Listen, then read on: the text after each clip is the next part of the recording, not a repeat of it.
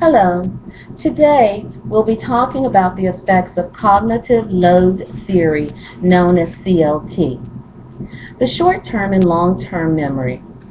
Baddeley in 1992 describes the working memory load may be influenced by the intrinsic nature of the learner, also the design of instructional material.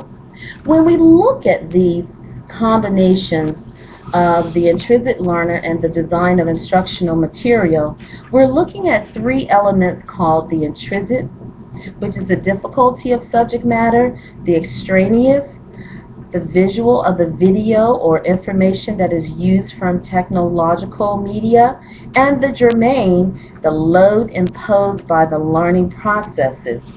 So when an instructor presents information to students, there is a need for students to have an opportunity to practice that information and at a later point be able to recall the information that they practiced, being able to demonstrate how they came to the conclusion of solving a problem.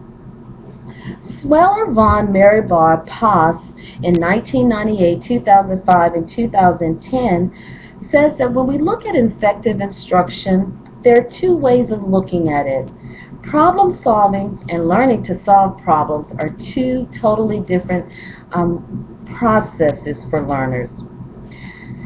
So when I think in terms of young learners like preschoolers and kindergarten students, thinking in terms of Piaget as early as back in the 1929, who made such significant contributions to the cognitive development. One of the struggles that I find that when we're using technology and our overhead projectors and wanting to present information to students, oftentimes what we hear our learners say is, "I can't see."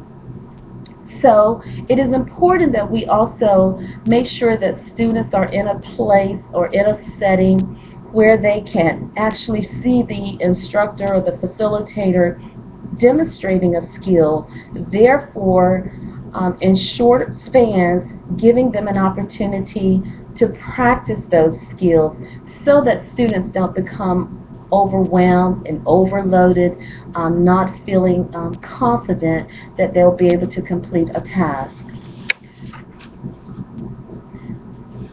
In Brown in 2000, he shares that young learners, who are not actively engaged in an activity, they are less excited or enthused about being a participant of that activity.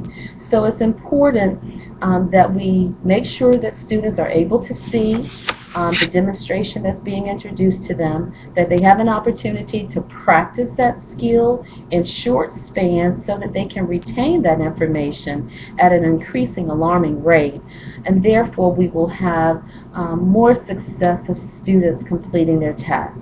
Thank you very much.